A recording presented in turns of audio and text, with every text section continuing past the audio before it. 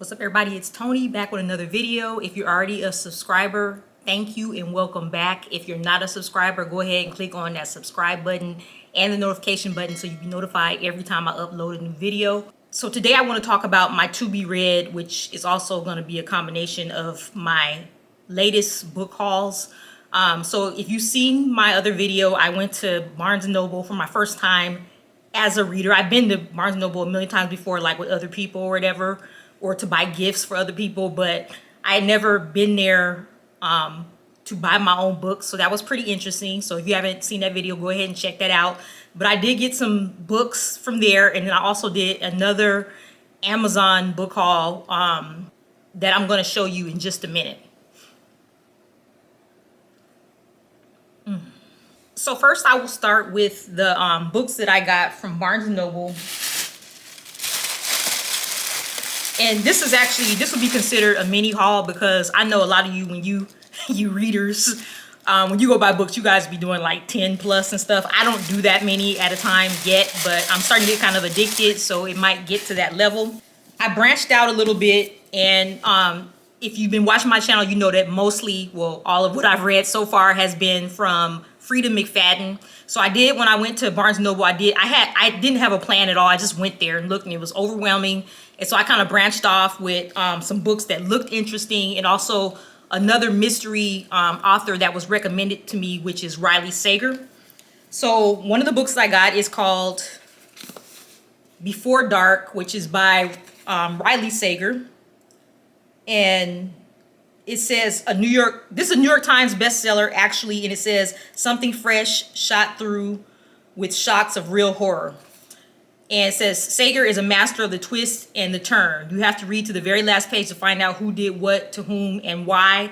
And as some of you guys know already, that is what keeps me interested. If it's predictable, if I can figure out who did what and to whom and why before getting to the end, then it's probably not a good book for me. I want to be intrigued. I want to not be able to figure it out. And so this just really caught my eye. It looks like some creepy old house is on the cover. This video will be way too long if I just read everything on the back. 25 years ago, Maggie Holt and her parents, Ewan and Jess, moved into Bainbury Hall, a rambling Victorian estate in the Vermont woods. 3 weeks later, they fled in the dead of night, an ordeal Ewan later recounted in a nonfiction book titled House of Horrors. His horror memoir of ghostly happenings and encounters with malevolent spirits became a worldwide phenomenon, rivaling the Amityville horror in popularity and skepticism. That right there, because I don't want to read any horror books, but I do love horror movies, and the Amityville in particular is one of my all-time favorites. And so that right there kind of just caught my attention, and I can't see how I'm not going to love this book. So I can't wait to read this one. This is going to be next as far as my to be read. The next book I got, if you guys can't tell, I kind of like, now, when I bought these books, I hadn't touched anything from Riley Sager yet, but I kind of get hung up on a certain author, and then I kind of stick with that. So this is another one by Riley Sager. It's another New York Times bestseller, and it's called Lock Every Door. And here's the cover. Just looks kind of, it's like purplish pink, and it just looks kind of creepy. And it says, Urban Paranoia has a deliciously gothic new address. I don't know what the heck that's supposed to mean, but it sounds good to me. Her dream apartment, her worst nightmare. After responding to a mysterious newspaper advertisement, Jules Larson gets a job as an apartment sitter at the Bartholomew, one of Manhattan's most famous and secretive buildings. At first, the extravagance of the Bartholomew feels like a lucky break for recent heartbroken and penniless Jules, who has been haunted by misfortune for most of her life. But when a fellow apartment sitter in the building goes missing, Jules begins to suspect there are dark forces at work behind the Bartholomew's glamorous facade. Digging deeper into the building's past, Jules soon realizes that the Bartholomew is more dangerous than she thought, and that escape may be impossible. Sounds really good to me. I don't know where, reading this, I have no idea where it's going to go, but I like to be surprised about what the plot is going to be, and I like there to be some twists and turns in it. So this sounds really good. Can't wait to read this one as well. When I start looking at my new books and reading the back and stuff, I start getting and talking about it. I start getting really super excited. I just can't wait. I can't believe I'm doing this because I used to hate books just like a month ago. So the next book is not by Riley Sager. It is by Michelle Camp. I've never heard of this person ever in my life, and it wasn't even recommended to me. When I went to Barnes and Noble, this was like on the new and noteworthy, the big old, all them shelves they have or whatever. And I just picked it up and I looked at it. I love books or movies with an office setting. I don't know why that's attractive to me or whatever, but since it's called The Intern, I knew it would be something about an office, so it looked very interesting. Best-selling author of It's Always the Something. My $5 off sticker is over it. Best-selling author something. So this Michelle Camp is known, and I guess it's kind of cut off. I guess her name is Michelle Camp. I guess that's the full name or whatever. But anyway, so this has good reviews from other authors and everything. Let's see, praise for The Intern. The Intern has had me hooked from page one. Books that hook me at page one is the better way to go for me, because if I have to get to page like 30 to start getting hooked, I probably won't finish it, because that's like what my whole life has been pretty much, not keeping my interest. So that sounds really good that from page one, someone was interested. And so this says, a young Harvard law student falls under the spell of a charismatic judge in this timely and thrilling novel about class, ambition, family, and murder. Madison Rivera lands the internship of a lifetime working for Judge Catherine Conroy, but Madison has a secret that could destroy her career. Her troubled younger brother Danny has been arrested, and Conroy is the judge on his case. When Danny goes missing after accusing the judge of corruption, Madison's quest for answers brings her deep into the judge's glamorous world. Is Catherine Conroy a mentor, a victim, or a criminal? Is she trying to help Madison or use her as a pawn? Blah, blah, blah. This sounds good. This seems a little different, and like this author is probably somewhat different than Frida McFadden and Riley Sager, but it's worth giving this a shot. This is also, I'm proud of myself, this is like the first hardback book I ever bought. It was, to me, I'm kind of cheap, but it was very expensive. Like it says US $29. I didn't pay $29, but still like paid too much. But they didn't, of course, this is real new and they didn't have a paperback yet, and I really wanted it, so I got it. I don't know in the future though if I'll ever be buying hardbacks, because to me it's just too expensive. But anyway, yeah, this sounds really good. It's kind of different, and I can't wait to read this one as well. So this is the last one from the books that I bought from my Barnes & Noble shopping spree. And this is also by Riley Sager, and it's called The Last Time I Lied.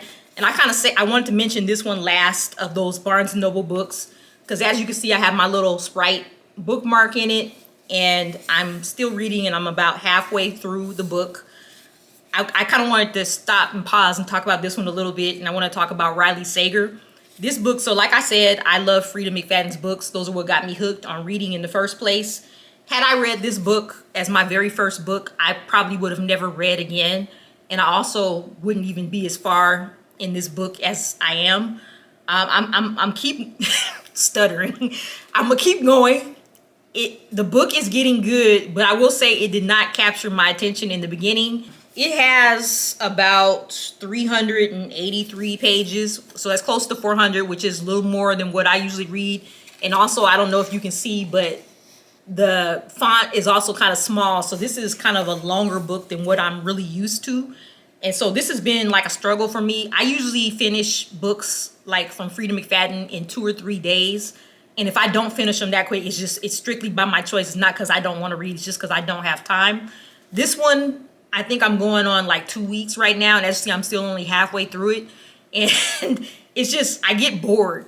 And I think one of the reasons is because the main character in this book, Emma, she's like an artistic person.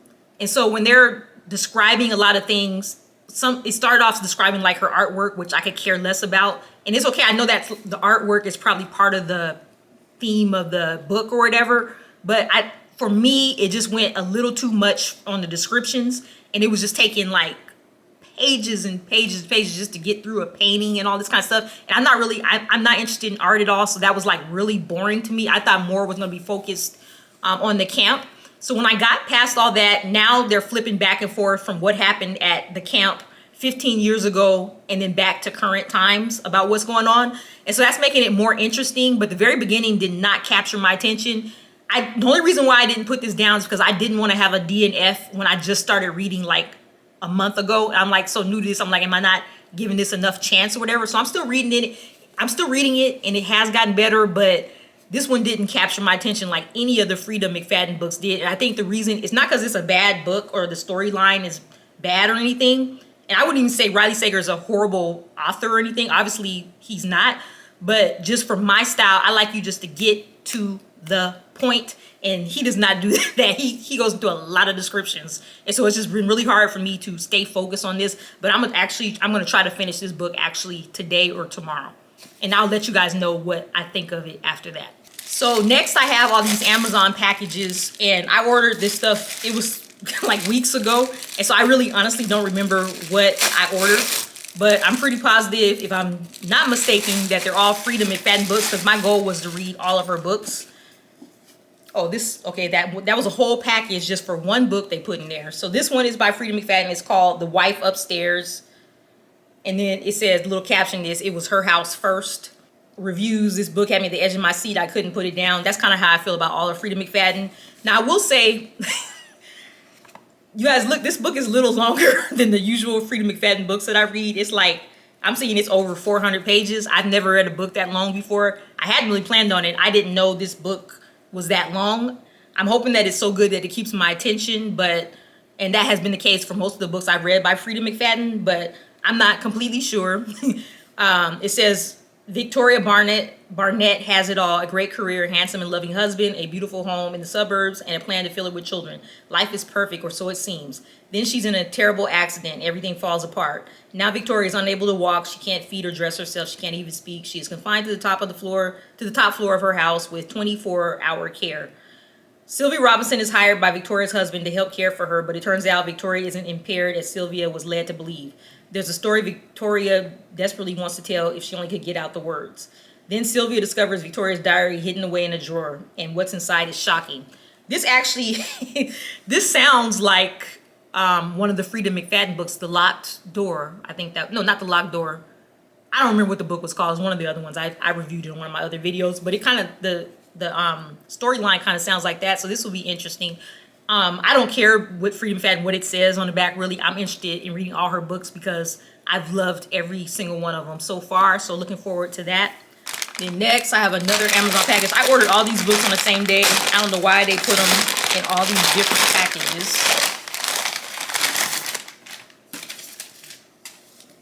So this is two more. This one's called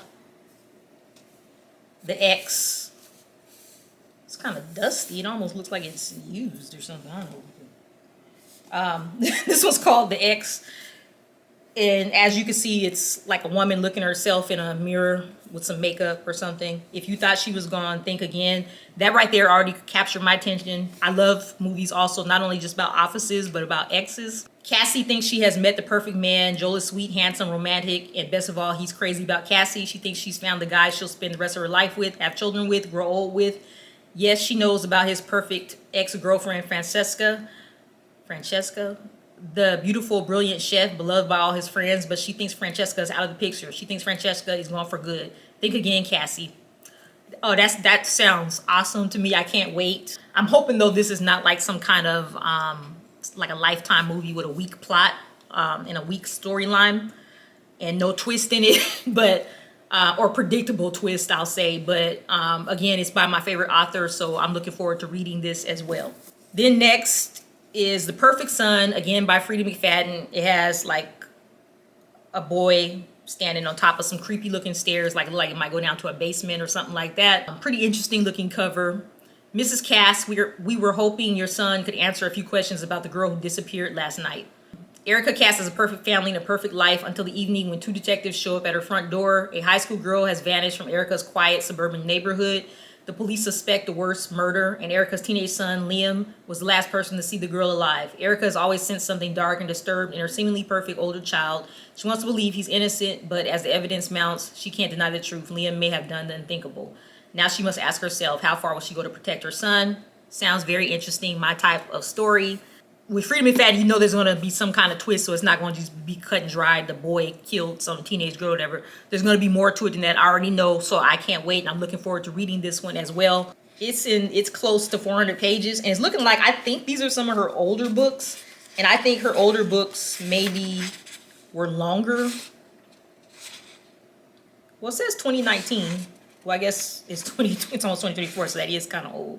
But yeah, but the font is kind of actually big and spaced out, so maybe it's not as long of a book as I think. But anyway, I can't wait to read this one as well. Then last but not least, I got one more package. I don't know how many books are in this one. Oh, just one book. So this is my last one. Again, another one by Frida McFadden, and this one is called One by One, and it has like a creepy looking house with a creepy looking light turned on. I have no idea what this one's about. One by one, they will get what they deserve. Somebody from Goodreads said, I read this book in one day. It twists and turns right up until the end. That's exactly what I love, so can't wait. So it says, a night spent sleeping on dirt and leaves is not how Claire Matchett expected to spend her vacation. She thought it would be a break from the stresses of work and raising her young children, a chance to repair her damaged marriage, a week of hiking in hot tubs with two other couple friends. It sounded like heaven. Then Claire's minivan breaks down on a lonely dirt road with no cell reception. The group has no choice but to hike the rest of the way to their hotel. But it turns out the woods aren't as easy to navigate as they thought. Hours later, they're lost, hopelessly lost. As they navigate deeper into the woods, the members of their party are struck down mysteriously one by one. Has a wild animal been hunting them, or is the hunter one of them? But as more time passes, one thing becomes clear. Only one of them will return home alive.